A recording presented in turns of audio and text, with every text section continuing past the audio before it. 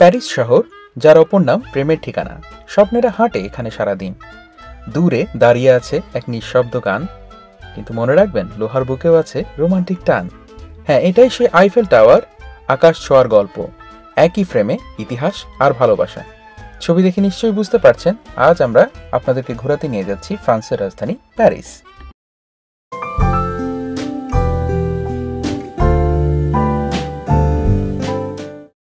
আমরা ইউকে থেকে প্যারিসে গিয়েছি মূলত ইউরোস্টার ট্রেনের মাধ্যমে। ট্রেনের গতি প্রায় ঘন্টায় ৩০০ কিলোমিটার। আর সবচেয়ে চমকপ্রদ অংশ, ইংলিশ চ্যানেলের নিচ দিয়ে যাত্রা। প্রায় ৩৮ কিলোমিটার লম্বা সেই টানেল অন্ধকারে ছুটে চলে আলোয় মোড়ানোর সময়। ইউরোস্টারের ভেতরেই ক্যাফেটেরিয়া রয়েছে। সিটে বসেই কফি হাতে মনটা যেন রূপকথায় বাঁধে। ভেতরের অংশ বেশ আরামদায়ক, ওয়াইফাই, খাবার আর নরম আসনের সঙ্গ। মাত্র ২.৫ ঘন্টায় পৌঁছে গিয়েছি প্যারিস গ্যারে ডু নর্ড স্টেশনে।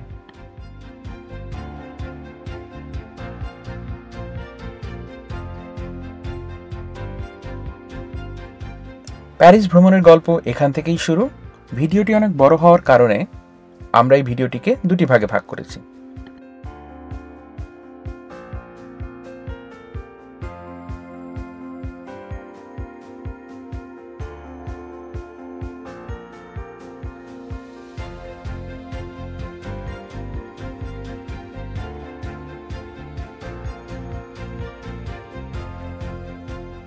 যাত্রাটা অনেক সকালে হওয়ার কারণে আমি আর আমার ওয়াইফ দুটো কফি নিয়েছিলাম এবং আমার বাবুর জন্য নিয়েছিলাম একটি চিপস পেয়ে সে খুবই খুশি।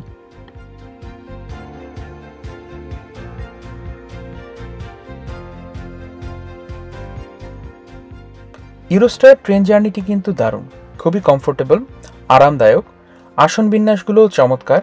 অবশ্যই বিজনেস ক্লাসের টিকিট নিতে হলে আপনাদেরকে এক্সট্রা কিছু টাকা গুনতে হবে, কিন্তু আপনি যদি ইকোনমি ক্লাসের সিটও নেন তাতেও আপনারা খুবই আরামদায়কভাবে পৌঁছে যেতে পারবেন প্যারিসে।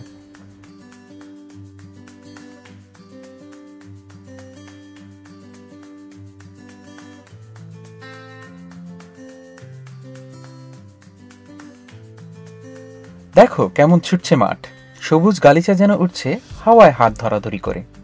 ইউরোস্টার জানালা দিয়ে বাইরে তাকালেই মাইলের পর মাইল সবুজ ফসলের মাঠ, মাঝে মাঝে ছোট গ্রাম যেন কেউ পেইন্টিং করে রেখে দিয়েছে।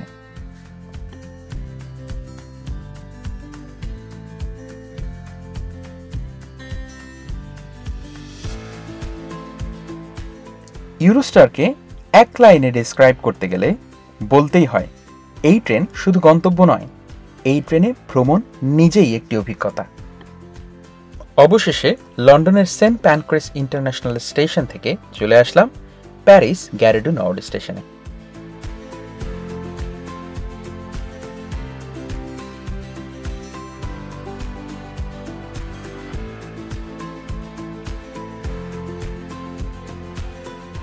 প্যারিস ভ্রমণের জন্য আমরা ইউজ করেছিলাম পাবলিক ট্রান্সপোর্ট, এলআরটি, এমআরটি এবং বাস। অল ইনক্লুসিভ একটা পাসের মাধ্যমে আপনারা সবই ইউজ করতে পারবেন।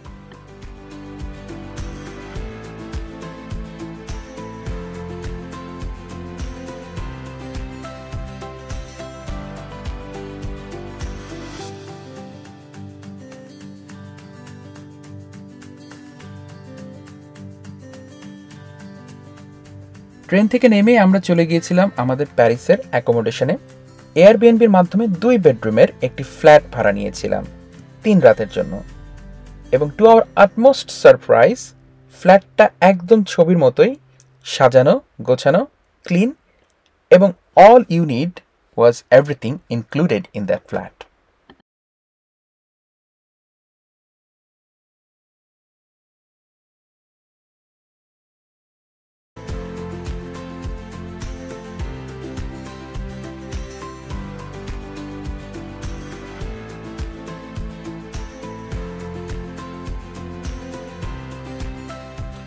পায়ে পায়ে গল্প বলে প্যারিসের পথ। পাথরের এই রাস্তায় সময় যেন ধীরে চলে। এখানে রাস্তা মানেই শুধু চলার জায়গা নয়, বরং একটি জীবন্ত ক্যানভাস। প্রতিটা মোড়ে ইতিহাস, প্রতিটি গলিতে ভালোবাসা। ছোট ছোট গলি এক একটা যেন সিনেমার সেট। ক্যাফের চেয়ারে বসে মানুষ গল্প করছে, কেউ বই পড়ছে, কেউ কুকুরকে হাঁটাচ্ছে, আবার কেউ রাস্তার কোণে দাঁড়িয়ে গিটার বাজাচ্ছে। এটাই প্যারিস, আনফিল্টার্ড, আনপ্ল্যান্ড, কিন্তু নিখুঁত সুন্দর।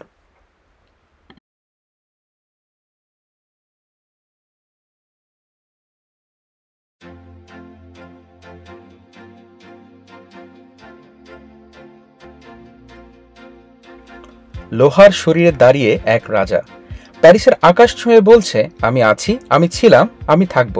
হ্যাঁ, এটাই আইফেল টাওয়ার। রাত নামলেই তার অন্যরকম এক দৃশ্য। আইফেল টাওয়ার যেন স্বপ্নে আলো মেলে। সন্ধ্যা ঠিক 8টা বাজতেই হঠাৎ করে পুরো টাওয়ার ঝিলমিল করে ওঠে, হাজার হাজার লাইট একসাথে জ্বলে ওঠে, যেন লোহার এই দৈত্যটা এক জ্যোতিষ্ক হয়ে গেছে। এই আলো প্রতিবার আসে প্রতি ঘন্টায়, মাত্র 5 মিনিট, কিন্তু মনে থাকে সারা জীবন।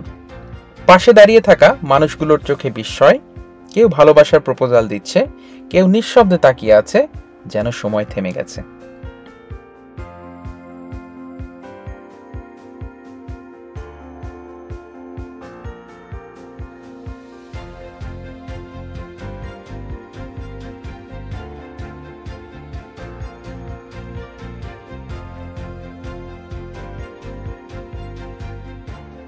রিভার সিন, এখানে শব্দ নেই, শুধু হাওয়া আছে। প্যারিস যত ব্যস্তই হোক, সিন নদীর পাড়ে এসে সব ধীরে চলে।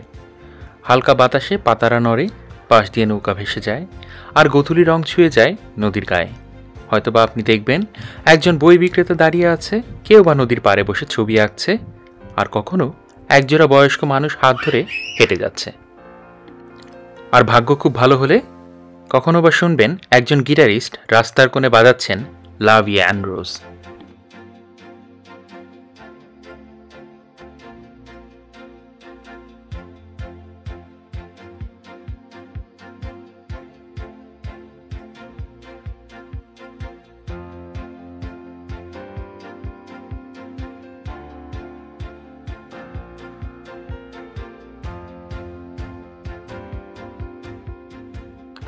এবার চলুন যাওয়া যাক লুভ মিউজিয়ামে, প্যারিসের সবচেয়ে বিখ্যাত, সবচেয়ে রহস্যময় আর সবচেয়ে আইকনিক একটি জাদুঘর।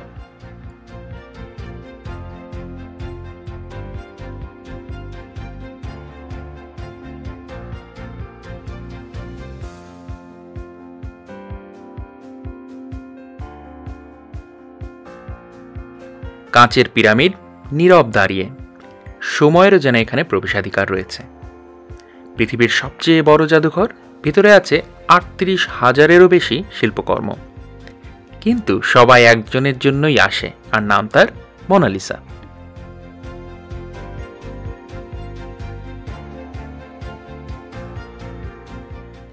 যে ঘরগুলো দেখতে পাচ্ছেন, এগুলো কেবল দেয়াল নয়, এগুলো যেন সময়ের চিঠি।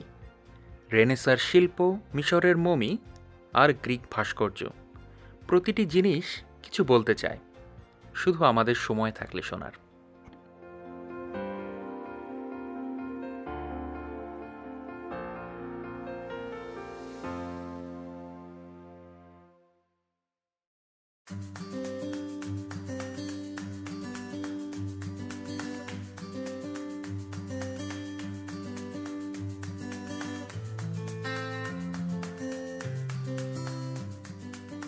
মোনালিসার হাসি আজও রহস্য, হয়তো সে আমাদের নিয়েই হেসে চলেছে।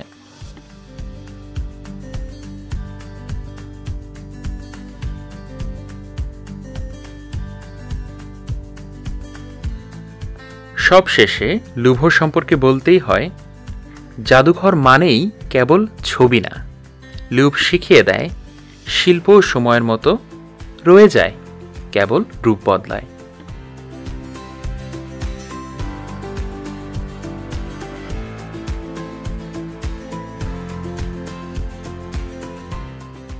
সত্যি বলতে, আমরা লুভরের ভেতরটা শুধু দেখিনি, লুভরকে অনুভব করেছি।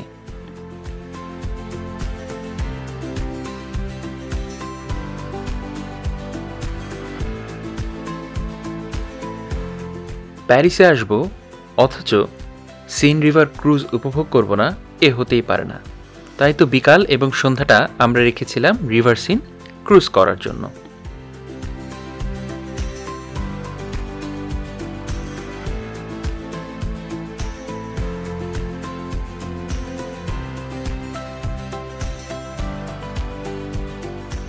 এক শহর, এক নদী আর ইতিহাস ছুঁয়ে বয়ে যাওয়া একটা সন্ধ্যা। আমি এখন সিন নদীর উপরে ক্রুজে, প্যারিসের সবচেয়ে শান্ত, সবচেয়ে কাব্যিক ভ্রমণ।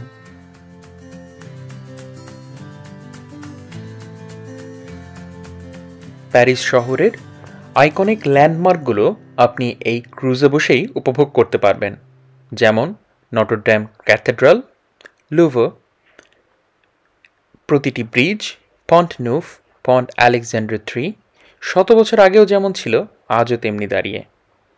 আলো পড়ে জলের গায়ে, শহরটা যেন নিজের ছায়ায় প্রেমে পড়ে যায়।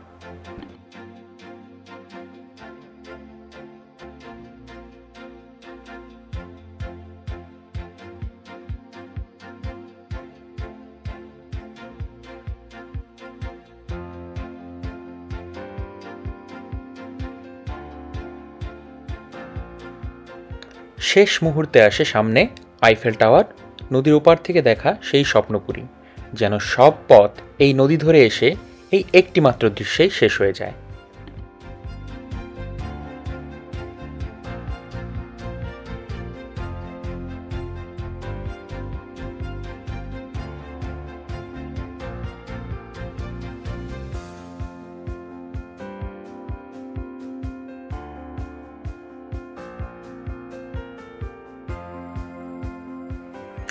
প্যারিসের প্রথম দুদিন এভাবেই শেষ হলো, আলো, ইতিহাস আর ভালোবাসার ছায়ায় মোড়া এক গল্পের পাতা।